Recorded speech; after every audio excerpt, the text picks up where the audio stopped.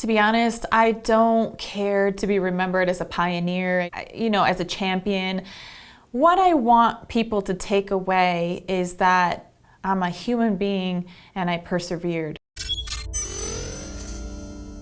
I look like a baby. I was like, look, I haven't even shed my baby fat yet. It was my style back then. I had the board short, I had the toe shoes. This was the time when Dana White was still saying, women will never be in the OC. And I remember it pissed me off. I had a chip on my shoulder for sure. And I thought, I've just got to work hard and prove myself and prove that women belong. I knew they were gonna set me up with something. Hi. Surprise, surprise. What are you here for? Ronda was kind of set up that, she was still gonna be coaching against Kat Zingano. And Dana had it all planned, like I was gonna walk in and just totally surprise her, which I think I did. Are you with helping Kat's team out? I think I'll leave the explaining to Dana, but... Are you serious? I'm serious. So the rivalry between Ronda and I was very real, and I felt like I understood it differently than a lot of the fans and the way the media had covered it up to that point. But I think this kind of shed a lot of light. And being on The Ultimate Fighter with her showed kind of a day in, day out dynamic and what it was like for people to be able to see inside of our rivalry. On The Ultimate Fighter, I had the two winners on my team. So it was Juliana Pena, who I was so excited for, right? Because I grew up with her. And we grew up alongside each other in the sport.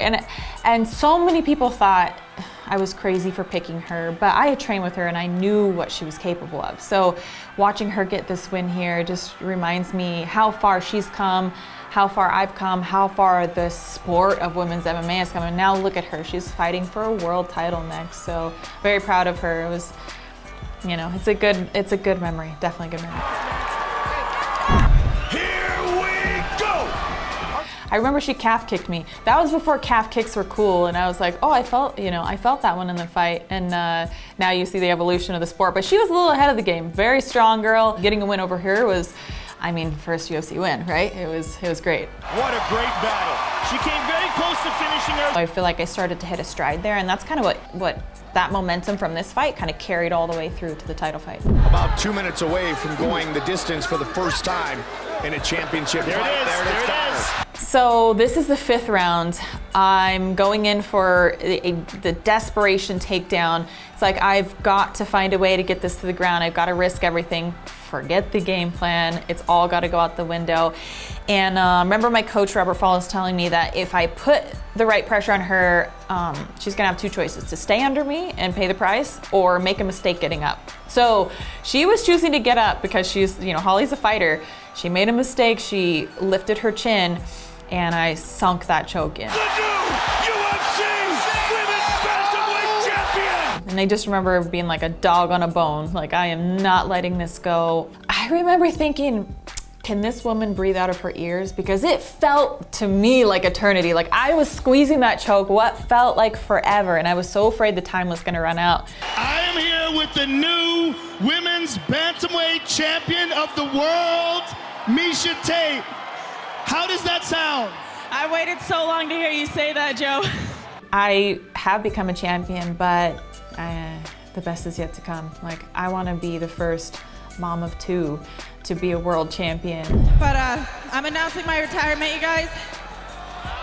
I love you all so much. I've been doing this for over a decade. Thank you so much for being here. I love this sport forever. It was the first time that I took a stance, like, no, like, I'm tired of this. Like, this is what I want, and you're not gonna tell me different. Because at that moment, I had no other choice. And I realized that my problem was never with the sport of MMA. It wasn't. I love the sport more than ever. And I'm so grateful that I can be in a positive place, in a good position to move forward and show, like, really the very best version of myself, and that's what I'm gonna do. To be honest, I don't care to be remembered as a pioneer. I don't care to be remembered as tough, as a champion.